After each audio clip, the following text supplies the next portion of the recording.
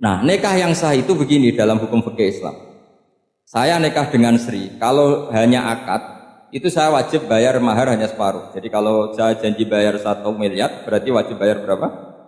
500 juta. Kalau janjinya 100 juta, hanya bayar 50 juta. Itu yang wajib bil abdi.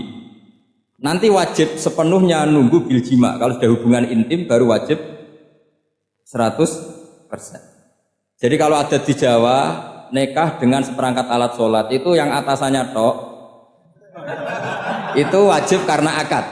Nanti bawahnya nunggu setelah hubungan apa? Intim. Nah, ini hukum Quran, bukan hukum saya. Makanya kan wa in talaqtumuhunna min qabli an tamassuhunna, saat terus panis fuma faradtum, hanya wajib bayar setengah. Nah, perempuan yang sudah diajak hubungan intim itu kata Allah fa'atuhunna ujurahun, maka wajib kamu bayar Jadi ayat itu tentang perempuan yang sudah dinikah, kita harus bayar berapa? Harus bayar berapa? Ini penting saya utarakan. Nah, problem kita sebagai orang Indonesia, ini juga problem Pak On, problem semua kiai. Mahar di Indonesia itu gak bisa dibahas di Quran karena keterlaluan, kecilnya itu keterlaluan. Saya ini kan kiai, sering ngakatkan tuh sampai bosan, seperangkat alat sholat. Itu ngawur sekali, ini mbak-mbak harus gak mau gitu. Saya provokasi minimal itu ya berapa? 100 juta berapa? Pantasnya berapa? Pantasnya berapa? 10 gram itu berapa nilainya? Kan 1 gram 500 ribu, baru 5. Ya sudah mendingan itu 10 gram. Quran itu bayangannya gini, sambil latihan, yang hafal-hafal biar latihan. Jangan dapat beasiswa karena hafal tapi nggak jelas juntrungannya.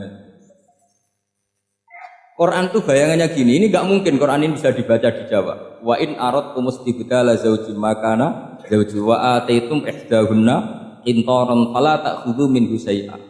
Jika kamu nikah sama seorang perempuan, kemudian kamu cerai, maka mahar yang sudah kamu berikan jangan ambil lagi. Karena mahar di Arab itu mahal, 100 juta, kadang mobil Alphard, kadang GMC. Sehingga setelah menceraikan tuh kebayang menarik. Kok enak, dulu saya memberikan itu kan dapat servisnya, sekarang sudah saya cerai, saya tarik. Kalau mahar di Indonesia kan seperangkat alat sholat.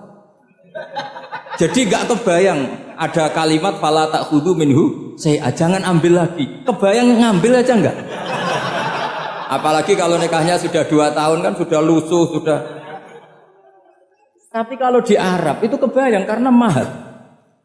Makanya orang Arab suka nikah orang Indonesia karena murah. Jadi bahasa kintoron itu harta yang enggak ternilai. Wa ataitum ihdahunna kintoron. Yang enggak ternilai, mahal betul.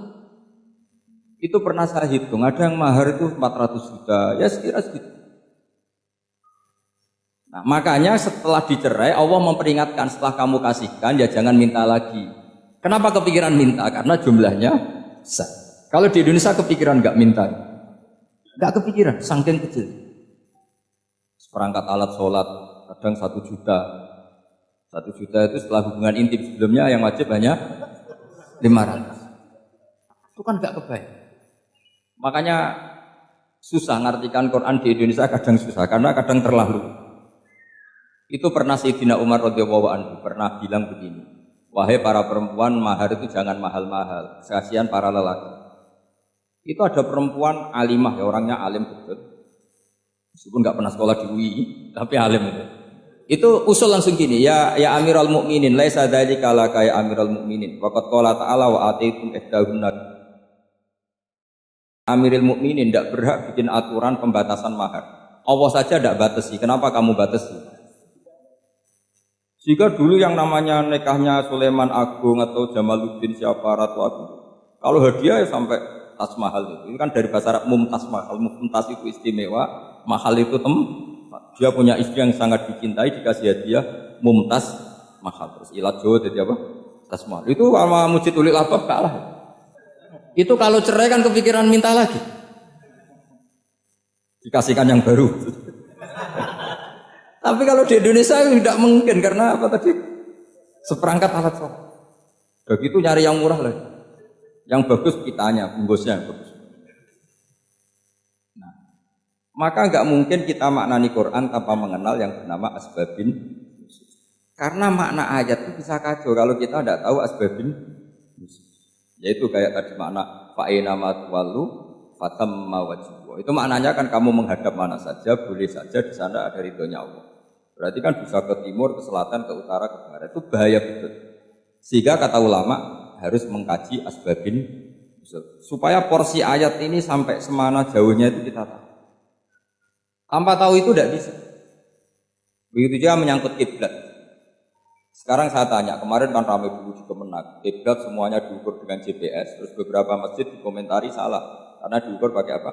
GPS. Kalau dalam bahasa falak disebut yaumarostil kiblat, memang bisa diilmukan.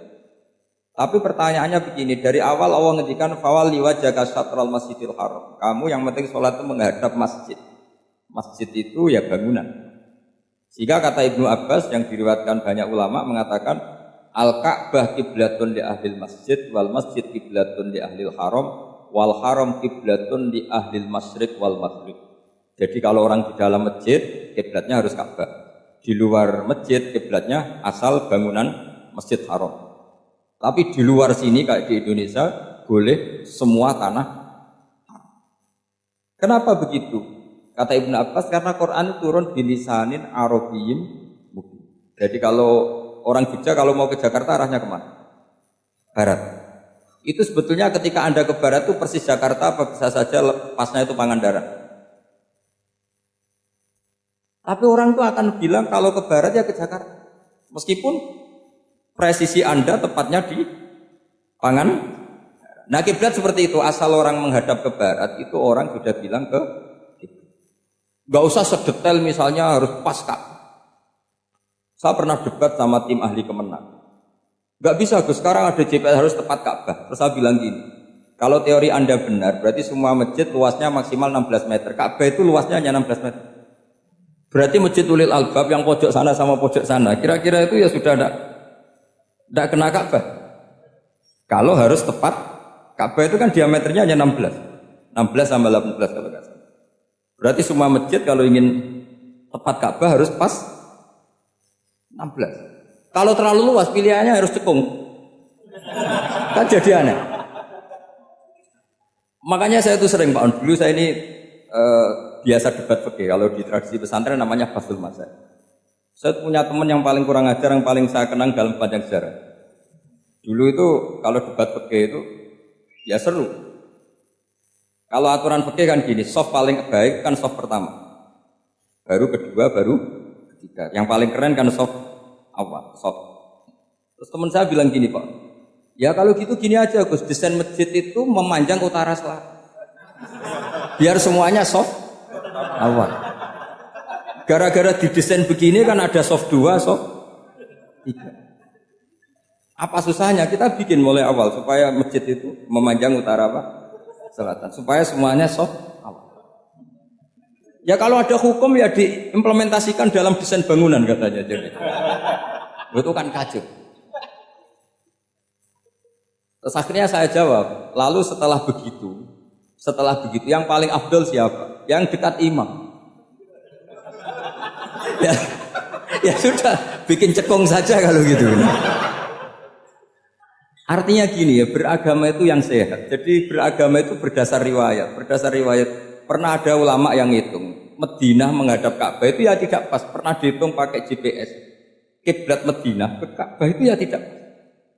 Tidak seperti yang pernah dianjurkan Kemenak. Karena apa? Agama ini ngikuti bilisanin Arabiyyin. Seperti jenengan gini. Semua ini istilahnya apa? Menghadap Gus Bah. Padahal ada yang agak sana, agak sana. Semuanya ngaji sama siapa? Ya sudah. Istilahnya bertatap muka, memangnya kita benturan. Ini bahasa. Jadi seperti ini semua namanya apa? Berhadap. Padahal ada yang agak samping, agak samping. Ka'bah juga gitu. Sebenarnya tidak se-ekstrim yang dibayangkan orang-orang. Cuma kalau bisa tepat, ya kita harus tepat. Tapi tetap saja tidak perlu 16 apa?